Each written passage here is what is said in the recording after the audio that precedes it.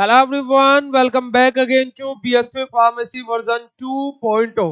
और जैसे कि आप सभी लोग जानते हैं कि हम लोग इस चैनल पर हमारा फ्री फार्मा कंटेंट आप लोगों को प्रोवाइड कराते हैं, चाहे आप इंडिया की किसी भी यूनिवर्सिटी से बिलोंग करते हैं। और मेरा नाम है पुनीत राजपूत और आप लोग प्यार से मुझे पुनीत सर और पुनीत भैया बुलाते हैं। और आप लोगों को जैसे कि पता है कि हम पिछले कुछ अपने लेक्चर से previous year question paper discuss कर रहे थे अपनी फार्मास्यूटिकल इनऑर्गेनिक केमिस्ट्री के, जहां पर हम लोगों ने आरजीपीवी का, एकेटीयू का, अलग अलग यूनिवर्सिटीज के हम लोग क्वेश्चन पेपर अपने उठा रहे थे। आज हम लोग बेटा बेसिकली एक important question paper RUHS university का लेकर के आए। अब ये ऐसा नहीं है कि ये आरयूएचएस यूनिवर्सिटी का पेपर है तो ये इंपॉर्टेंट है। इस पेपर में कुछ क्या है, गलतियां दी हुई है, जो गलतियां शायद आपके पेपर में भी देखने को मिल सकती है, तो उससे आप लोगों को पैनिक नहीं होना है, आपको उससे कुछ ना कुछ चीजें सीखनी है। तो चलिए बिना टाइम वेस्ट के आज का अपना ये लेक्चर स्टार्ट करते हैं।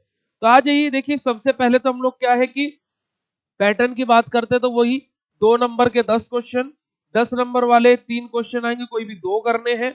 और 7 नंबर वाले कोई भी क्या है, आपके सामने 7 क्वेश्चन देखने को मिलेंगे, 5 करने हैं। या फिर 5 नंबर वाले कोई 9 क्वेश्चन आएंगे, उनमें से 7 करने हैं। ये सिंपल सा पैटर्न है।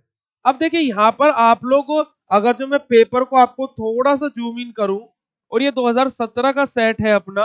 अब देखिए यहाँ पर बेटा सबसे ऊपर वाला जो सेक्शन दिया है, यहाँ पर क्या बोला गया है हमारा बेटा बेसिकली कि हमारा क्या है, define limit test. Limit test को डिफाइन कीजिए। सबसे सिंपल सा क्वेश्चन ये पूछा गया है। ठीक है, explain the principle procedure and apparatus involved in the limit test of arsenic and chloride with NEET diagram. क्या बनाना है बेटा, हमें लिमिट टेस्ट फॉर आर्सेनिक और क्लोराइड दोनों का लिमिट टेस्ट लिखना है डायग्राम के साथ में। अब आप बोलोगे सर क्लोराइड के लिमिट टेस्ट में डायग्राम कहां पर आ गया? जो नेजल सिलेंडर वाला डायग्राम मैंने आप लोगों को लाइव क्लासेस में बताया था, और आपने कहीं से पढ़ा होगा, नेजल सिलेंडर आप लोगों ने पढ़ा होगा इस लिमिट टेस्ट के अंदर। तो नेजल सिलेंडर के अंदर कौन सा केमिकल कैसे रहता है, वही वाला डायग्राम यहाँ पर बनाना है। वो ओपेसिटी जो टर्बिडिटी है वो कैसी शो होगी। ठीक है, तो आप लोग पहला क्वेश्चन तो आपके यूनिट नंबर फर्स्ट से है, आप इसको इजीली कर ले जाओगे। ठीक है जी, 10 नंबर के क्वेश्चन है ये। अगला क्वेश्चन देखिए, explain the physiological functions of any 4 major ions in the body and how physiological acid base balance is maintain. देखिए मैंने आपको हमेशा बोला है कि फिजियोलॉजिकल एसिड बेस बैलेंस या तो 7 नंबर में आएगा, 5 नंबर में आएगा, 10 नंबर में आएगा। तो यहां पर आप लोगों को ये 10 नंबर में देखने को मिला है। क्या बोला गया कि हमें कोई भी 4 अपने मेजर आयंस के फंक्शन को डिस्कस करना है। जैसे हम लोग यहाँ पर कैल्शियम, सोडियम, क्लोराइड और हमारा क्या फॉस्फेट, 4 आयंस को डिस्कस कर सकते हैं। और नेक्स्ट हमसे क्या पूछा गया कि फिजियोलॉजिकल एसिड बेस बैलेंस जो बॉडी के अंदर मेंटेन रहता है, एसिड बेस का बैलेंस, उसके बारे में लिखना। तो यहाँ पर आपको एसिडोसिस, एल्कलोसिस, आपका क्या है phosphate buffer system, carbonic acid and bicarbonate buffer system, और आपका प्रोटीन बफर सिस्टम, इन तीनों बफर सिस्टम को यहाँ पर एक्सप्लेन करना पड़ेगा। अब देखिए जो मैंने आपको बोली कि गलतियां हो सकती है या फिर ऐसा पेपर आपके सामने आ सकता है, वो क्या है कि यहाँ पर देखिए 10 नंबर के 2 ही क्वेश्चन दिए गए हैं, कोई चॉइस नहीं है। तो आपके साथ में अगर जो आपके पेपर में ऐसा हो, तो उसमें पैनिक नहीं होना है कि मेरे पास में चॉइस ही नहीं मिली। क्यों? क्योंकि चॉइस उनको चाहिए होती है जो कुछ पढ़ करके जाते हैं, और जो सब कुछ पढ़ करके जाते हैं उन्हें कोई चॉइस की आवश्यकता नहीं होती है। ठीक है जी, चलिए ये दोनों क्वेश्चन हर कोई स्टूडेंट इजीली अटेंड कर लेगा। आगे आ जाते हैं हम लोग शॉर्ट नोट के ऊपर। हमारे क्या है शॉर्ट नोट्स, मतलब हमारे 7 नंबर वाले क्वेश्चन। ठीक है जी, अब देखिए यहाँ पर 7 नंबर वाले क्वेश्चन क्या है, हमारे कितने दिए हुए हैं आप लोग यहाँ पर ध्यान से देख सकते हैं। 1 2 3 4 5 6 7, 7 क्वेश्चन दिए हुए हैं। और ये 7 क्वेश्चन आपके लिए करना कंपलसरी का कंपलसरी है, कोई इसमें भी चॉइस नहीं है। यानी कि 7 क्वेश्चन है, हर एक क्वेश्चन 5 नंबर का आपका है। ठीक है, चलिए आ जाइए, देखिए क्या बोला गया। Explain S of sodium bicarbonate. क्या है?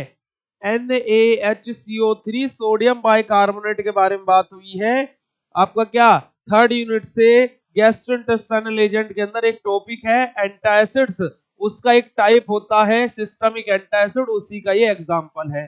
ठीक है जी, चलिए define tonicity and explain the method of adjusting tonicity. आपको टोनिसिटी को एक्सप्लेन करना है, जहां पर आइसोटोनिक सॉल्यूशन, हाइपरटोनिक, हाइपोटोनिक तीनों के बारे में बात आ जाएगी, और उनको कैसे हमारा क्या है, कौन कौन से मेथड्स है हमें टोनिसिटी को एडजस्ट करने के लिए। यूनिट नंबर सेकंड से एसिड बेस एंड बफर से टॉपिक बेटा आपका लिया गया है। ठीक है जी। चलिए अगला question, preparation and method of essay of chlorinated lime. हमें क्या है, क्लोरीनेटेड लाइम का क्या प्रिपरेशन और उसके एस्से के बारे में लिखना है। अब क्लोरीनेटेड लाइम आप लोगों का थर्ड यूनिट के अंदर कहीं एक टॉपिक है, अब वो आप लोग कमेंट सेक्शन में लिख करके बताइएगा कि कहां पर है। तब देखिए, जो हमारा ये टॉपिक जिस हेडिंग से लिया गया है, उस हेडिंग की बेसिक से डेफिनेशन हम लोग यहाँ पर लिख करके दिखा देंगे। ठीक है जी। और उसके बाद में बेटा हम लोग क्लोरीनेटेड लाइम का प्रिपरेशन और उसका क्या है बेटा हमारा एस्से के बारे में लिखेंगे, पूरा का पूरा कंप्लीट लिखेंगे, कुछ भी इसमें कंजूसी नहीं करेंगे। आगे बात करते हैं properties and uses of calcium carbonate and sodium fluoride. Calcium carbonate CaCO3 और सोडियम फ्लोराइड यानी कि NaF, दोनों के दोनों मैंने आप लोगों को डेंटल प्रोडक्ट के अंदर पढ़ाए थे और दोनों बोला था इंपोर्टेंट होते हैं। तो यहाँ पर देखिए ये एग्जाम में आ भी गए हैं। ठीक है जी। दोनों के बारे में कंप्लीट आपको लिखना है, जितना मैंने आपको लिखवाया था, फिर आपने जहां पर भी पढ़ा है आप इसके दोनों के बारे में कंप्लीट लिखिएगा। अगला question, preparation essay and uses of hydrogen peroxide यानी कि H2O2 हाइड्रोजन पेरोक्साइड का आपको कंप्लीट एक्सप्लेनेशन देना है। एंटी माइक्रोबियल के अंदर होता है, यूनिट नंबर थर्ड के अंदर ये एंटी माइक्रोबियल का बेसिक से डेफिनेशन लिखिएगा, हाइड्रोजन पेरोक्साइड का प्रिपरेशन, एस्से, यूजेस सब कुछ आप लोगों को लिख देना है। उसके बाद में 8th question, define antidotes, give properties and uses of sodium nitrite. हमारा क्या है, सोडियम नाइट्राइट का हमें क्या है प्रिपरेशन एंड हमें क्या है यूजेस के बारे में बताना है, प्लस एंटीडोट के बारे में हमें यहाँ पर एक्सप्लेन करना है। Poison and antidote unit number 4 के अंदर टॉपिक नंबर 4 थी आपका, वहां पर आप ये देख सकते हो। आगे बात करते हैं जी, हमारा अगला question, explain the preparation, properties and essay of ferrous sulphate. FeSO4 ferrous sulphate आपका फोर्थ यूनिट का एक टॉपिक है। वहां पर बेटा आपको इसका क्या है, इसका प्रिपरेशन, इसकी प्रॉपर्टीज और इसका क्या है यूजेस, सारी चीजों के बारे में लिखना है, किसके, फेरस सल्फेट के। ठीक है जी। तो ये आपके क्या थे बेटा 7 नंबर वाले, सॉरी 5 नंबर वाले 7 क्वेश्चन थे, जो कि 7 के साथ करना कंपलसरी है। आगे बात करते हैं हम आप लोगों से, और आगे क्या है 2 नंबर वाले 10 क्वेश्चन है। आगे देखिए 2 नंबर वाले 10 क्वेश्चन है। क्या क्या बोला गया है, the properties and uses of magnesium sulphate. Magnesium sulphate की प्रॉपर्टीज क्या क्या होती है ना, MgSO4 के, और इसके यूजेस क्या क्या होते हैं। सिंपल से आपको यहाँ पर फिजिकल प्रॉपर्टीज और यूजेस के बारे में बात हुई है। तो आप मैग्नीशियम सल्फेट का नाम लिखिए, कौन से क्लास में आता है वो लिखिए, क्लास मतलब इन द सेंस कि किसका एग्जाम्पल है। ठीक है। और फिर उसके बाद में आप इसकी प्रॉपर्टीज और यूजेस लिखिए, डेट से 2 नंबर में इससे ज्यादा लिखने की कोई आवश्यकता नहीं है। ठीक है। आगे देखिए, storage condition of radio pharmaceutical. Radio pharmaceuticals की स्टोरेज कंडीशन क्या होनी चाहिए, है ना, एक प्रकार से हम उनको हैंडल कैसे करते हैं, स्टोर कैसे करते हैं, सारी की सारी प्रॉपर्टीज मैंने आप लोगों को लाइव क्लास में बताई थी। सारा का सारा कंटेंट आप लोगों को BSc फार्मेसी एप्लीकेशन पर मिल जाएगा, अदरवाइज आप वेबसाइट भी विजिट कर सकते हैं।